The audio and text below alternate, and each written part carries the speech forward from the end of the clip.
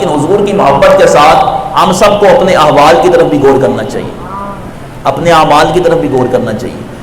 حضور کا میلاد مناتے ہیں تو حضور کا میلاد منانے والوں کو، حضور علیہ السلام کے میلاد کا لنگر کھانے والوں کو یہ بھی یاد رکھنا چاہیے کہ حضور علیہ السلام جو ہے وہ تقوی اور پرہیزگاری کو پسند فرمانے والے تھے۔ حضور جو ہے وہ نماز کو اپنی آنکھوں کی ٹھنڈک قرار دینے والے تھے۔ میلاد کی محفل میں جو ہے وہ اتنے لوگ اکٹھے ہو جاتے ہیں، لیکن جب مسجد میں نماز کے لیے مؤذن جو ہے وہ 5 وقت جو ہے وہ حی علی الفلاح اور حی علی الصلاۃ کی صدا دیتا ہے تو وہاں اکٹھے ہونے والا کوئی بھی نہیں ہے۔ وہ بھی اللہ کے رسول صلی اللہ علیہ وسلم کا ہی حکم ہے، وہ بھی اللہ کے رسول کا ہی فرمان ہے۔ اذان بھی اس وقت اکٹھے ہونے والے جو ہیں وہ چند لوگ رہ جاتے ہیں۔ عشق مصطفیٰ کا تقاضا یہ ہے کہ ہم اللہ کے رسول علیہ السلام کی اقوال اور حضور نے جیسے حکم فرمایا ہے ہم ویسے ہی بن جائیں۔ ایک واقعہ سنا کے صرف اجازت چاہوں گا۔ دلائل النبوہ میں امام ابو نعیم اصفہانی نے، اس کے علاوہ کافی سارے محدثین نے اس واقعے کو نقل کیا ہے۔ حضرت ثعلبہ بن عبد الرحمن رضی اللہ تعالیٰ عنہ، ثعلبہ بن عبد الرحمن رضی اللہ تعالیٰ عنہ حضور کے انصاری صحابی ہیں۔ اللہ کے محبوب علیہ السلام کی صحبت میں بیٹھا کرتے تھے، حضور کی صحبت میں بیٹھ کے جو ہے وہ مواعظ حسنہ سنا کرتے تھے۔ اللہ کے محبوب علیہ السلام کی صحبت سے ایک مرتبہ حضور کی بارگاہ سے جاتے ہیں، راستے میں جو ہے وہ ایک عورت کی طرف نظر پڑتی ہے، راستے میں گزر رہے ہیں، ایک عورت کے اوپر نظر پڑتی ہے، وہ برہنہ حالت میں جو ہے وہ نہا رہی تھی۔ اس حال میں ان کی نظر اس عورت پر پڑ گئی۔ حضرت ثعلبہ بن عبد الرحمن رضی اللہ تعالیٰ عنہ نے جیسے ہی اس عورت کو دیکھا آپ کے اوپر خوف خدا کی کیفیت طاری ہو گئی۔ آپ جو ہے وہ فوراً جو ہے وہ وہاں سے بھاگے اور جنگلوں کی طرف نکل گئے۔ اور ثعلبہ بن عبد الرحمن رضی اللہ تعالیٰ عنہ یہ سوچ کر کہ میرے بارے میں جو ہے وہ اللہ کے رسول پر جو ہے وحی نازل ہو گئی، رونا شروع کر دیا اور پہاڑوں میں جا کے جو ہے وہ عبادت گریہ بیزاری شروع کر دی۔ اور اللہ کے محبوب علیہ السلام نے صحابہ سے پوچھا کہ ثعلبہ بن عبد الرحمن کہاں ہے؟ انہوں نے عرض کی یا رسول اللہ کافی دن سے ہم نے بھی نہیں دیکھا، ثعلبہ بن عبد الرحمن نہیں آ رہا۔ تو حضرت عمر رضی اللہ تعالیٰ عنہ، حضرت سلمان اور حضرت مولا رضی اللہ تعالیٰ عنہ اور فاروق اعظم رضی اللہ تعالیٰ عنہ کو حضور نے بھیجا جاؤ ثعلبہ کا پتہ کر کے آؤ کہاں ہے۔ تو حضرت عمر رضی اللہ تعالیٰ عنہ اور حضرت سلیمان فارسی رضی اللہ تعالیٰ عنہ نکلے حضرت ثعلبہ بن عبد الرحمن رضی اللہ تعالیٰ عنہ کا پتہ کرنے۔ دور جاتے ڈھونڈتے ان کو، اور کہاں پہنچ گئے؟ پہاڑوں کی بالکل چوٹی کے قریب پہنچ گئے اور وہاں جا کے پوچھنے لگے ثعلبہ نامی آدمی کا پتہ ہے؟ انہوں نے کہا ثعلبہ بن عبد الرحمن ہمیں تو نہیں پتا، کہیں تم اس بندے کے بارے میں تو نہیں پوچھ رہے جو ہر وقت روتا ہی رہتا ہے؟ انہوں نے کہا ہاں اسی بندے کے بارے میں پوچھ رہے ہیں جو ہر وقت روتا رہتا ہے۔ کہیں اس کے بارے میں تو نہیں پوچھ رہے جو کہتا ہے کہ جہنم سے ہر وقت بھاگتا رہتا ہے اور یہ کہتا ہے یا اللہ مجھے جہنم سے بچا لے، اور جہنم سے بھاگتا رہتا ہے، ہر وقت اللہ گریہ وزاری کرتا رہتا ہے۔ انہوں نے کہا ہم اسی کے بارے میں پوچھ رہے ہیں، ہمیں بتاؤ وہ کہاں ہے۔ ان کو پتہ لگ گیا کہ یہ ثعلبہ بن عبد الرحمن ہی ہیں۔ انہوں نے کہا آؤ میں تمہیں اس بندے کے پاس لے کے چلتا ہوں۔ جب حضرت ثعلبہ بن عبد الرحمن رضی اللہ تعالیٰ عنہ کے پاس حضرت فاروق اعظم رضی اللہ تعالیٰ عنہ پہنچے تو دیکھا کہ حضرت ثعلبہ بن عبد الرحمن رضی اللہ تعالیٰ عنہ جو ہیں وہ جیسے ہی فاروق اعظم رضی اللہ تعالیٰ عنہ کو دیکھا اور کھڑے ہو گئے، وہ کہنے لگے کہ اے عمر کہ میرے بارے میں اللہ کے رسول پر وحی آ گئی ہے کہ اللہ کے رسول کو میرے گناہ کا پتہ لگ گیا ہے، کہ اللہ کے رسول نے کو پتہ لگ گیا ہے کہ ثعلبہ نے کیا کیا ہے۔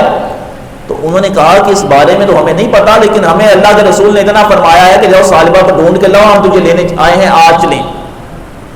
اس نے کہا ثعلبہ بن عبد الرحمن رضی اللہ تعالیٰ عنہ کہنے لگے کہ مجھے حضور کی بارگاہ میں لے جاؤ، لیکن مجھے اس وقت حضور کی بارگاہ میں لے کے جانا کہ جب حضور علیہ السلام نماز پڑھ رہے ہیں، تاکہ میں حضور کی بارگاہ میں جاؤں، حضور نماز پڑھ رہے ہیں، حضور مجھے دیکھ نہ لیں۔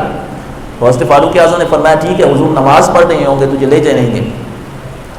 فاروق اعظم رضی اللہ تعالیٰ عنہ لے کے گئے، جیسے ہی نماز کا وقت پہنچا حضور کی قرات سنی، حضور کی تلاوت قرآن سنی، ثعلبہ بن عبد الرحمن نے فوراً جو ہے وہ ان کو گشت کھا کے جو ہے وہ پیچھے گر پڑے صفوں میں۔ حضور نے سلام پھیرا، فاروق اعظم سے پوچھا ہے عمر تمہیں ثعلبہ کو لینے کے لیے بھیجا تھا، کہاں ہے ثعلبہ؟ عرض کرتے ہیں آجا وہ پیچھے صفوں میں پڑا ہوا ہے۔ فاروق حضور علیہ السلام نے ان کو دیکھا، ان کو اٹھایا، ثعلبہ بن عبد الرحمن رضی اللہ تعالیٰ عنہ، اور وہاں سے لے کے حضور نے فرمایا اس کو گھر چھوڑاؤ۔ وہ صحابہ کرام ان کو لے گئے۔ 8 دن تک جو ہے وہ اپنے گھر میں بیمار رہے، 8 دن تک اپنے گھر میں وہ بیمار رہے۔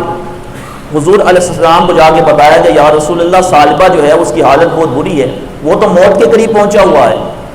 حضور علیہ السلام ان کے گھر تشریف لے گئے اور جا کے حضور علیہ السلام ثعلبہ رضی اللہ تعالیٰ عنہ کے پاس بیٹھے اور حضور نے ان کا سر مبارک جو ہے وہ اپنی گود میں رکھ لیا سالبہ رضی اللہ تعالیٰ عنہ نے جو ہے وہ فوراً اپنا سر اٹھا کے جو ہے دوسری طرف کر دیا.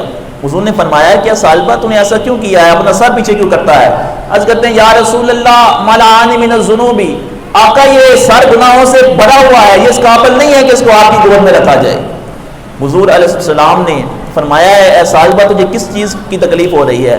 عرض کرتے ہیں آقا میرے سارے جسم میں چیونٹیاں رینگ رہی ہیں, میرے سارے جسم میں میرے گناہ کی وجہ سے چیونٹیاں رینگ رہی ہیں, اور مجھے ایسے محسوس ہو رہا ہے کہ میرے بدن کا جو ہے وہ ایک ایک حصہ جو ہے وہ چورے چورے ہو رہا ہے. اللہ کے محبوب علیہ السلام نے جب سالبہ رضی اللہ تعالیٰ عنہ کے یہ کلمات سنے, اسی دوران جو ہے وہ حضرت جبریل امین رضی اللہ علیہ السلام تشریف لائے, اور انہوں نے جو ہے وہ حضور علیہ السلام سے حضرت سالبہ رضی اللہ تعالیٰ عنہ کے بارے میں عرض کی کہ حضور نے فرمایا کہ سالبہ تو کیا چاہتا ہے؟ حضور سالبہ عرض کرتے ہیں یا رسول اللہ صرف اور صرف اپنے رب سے اپنے گناہ کی مغفرت چاہتا ہوں, معافی چاہتا ہوں. حضرت جبریل امین آئے اور آ کے جو ہے وہ یہ خبر دی یا رسول اللہ صلی اللہ علیہ وسلم, اللہ رب العزت فرما رہا ہے کہ میں نے اپنے اس بندے کو بخش دیا ہے, میں نے اپنے اس بندے کو بخش دیا ہے, اس بندے کو معاف کر دیا ہے. جب یہ ایسے ہی حضور علیہ السلام پر یہ وحی نازل ہوئی تو حضور علیہ السلام نے سالبہ کو رضی اللہ تعالی سالبہ کو یہ خوشخبری دی. رب کا یہ پیغام سن کر پھر ان کے اوپر گشی کی کیفیت طاری ہوئی اور انہوں نے جو ہے وہ اپنی جان آفرین کے سپرد کر دی. وہاں جو ہے وہ ان کا انتقال ہو گیا.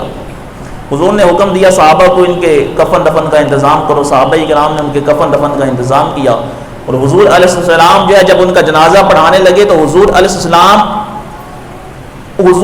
السلام زمین پہ پاؤں نہیں رکھ رہے, اور حضور جو ہے اپنے پوروں کے بل جو ہے وہ زمین پہ چل رہے ہیں. صحابہ نے اس کی یا رسول اللہ آپ اپنے پاؤں کے پوروں کے بل جو ہے وہ زمین پہ کیوں چل رہے ہیں؟ حضور نے فرمایا والذی بعثنی بالحق نبیا ما قدرت ان ادا قدمی علی کثرت من نزل من الملائکۃ لتشیعہ. فرمایا اے صحابہ اس کی قسم جس نے مجھے ہاتھ کے ساتھ نبی بنا کے بھیجا ہے, اس میرے غلام کو الوداع کرنے کے لیے آسمان سے اتنے فرشتے اتر آئے تھے کہ ان فرشتوں کی کثرت کی وجہ سے میرے لیے زمین پر پاؤں رکھنا ہی ناممکن ہو گیا تھا. جنہوں نے اللہ کے رسول علیہ السلام کی صحبت پائی ہے ان کا حال تو یہ ہے, وہ اللہ سے تقوی پرہیزگاری والے. آج ہم اپنے اعمال کی طرف غور کریں, اپنے احوال کی طرف غور کریں.